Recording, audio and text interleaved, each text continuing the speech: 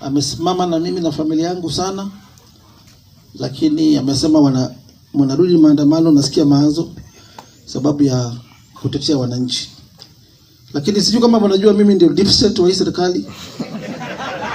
Uliwahi kuona deep state akaenda maandamano kweli? So mimi kama deep state nasema kama maandamano yenu itakuwa ni haki yenu, lakini yakuwe maandamano ya amani, ni haki yenu ya kikatiba.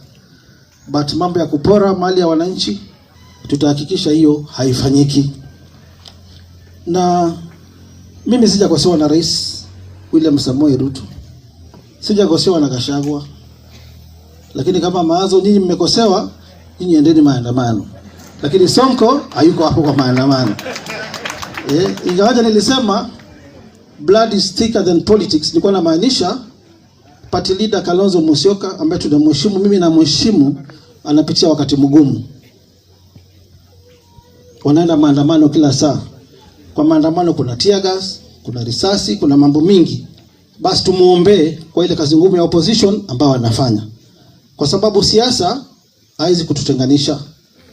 Yeye akiwa upinzani, mimi kwa serikali, uhusiano wetu, yeye kama relative wa hii familia, hatuwezi kosana ama kumkana sababu watu yako upinzani. Tutaendelea kupendana kama jamii, kama community, kama Wakamba, lakini siasa isitutenganishe tafadhali. Kwa sababu wale wenzetu wengine, wote niongee siasa ukabila, mimi sipendi kufanya siasa ukabila. Ndugu zetu Wakikuyu wakipiga kura, wao wapiga kama block.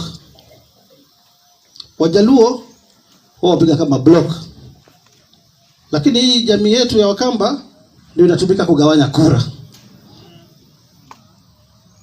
Mimi ningeomba miaka inayokuja, Mheshimiwa Maanzo, Speaker, Majority Leader na viongozi wengine, tufikirie hili swala sana la jamii yetu kutumika kuweka wengine pale juu na sisi tunabaki pale chini. Sitaki kuongea mingi sababu heshima ya nchi.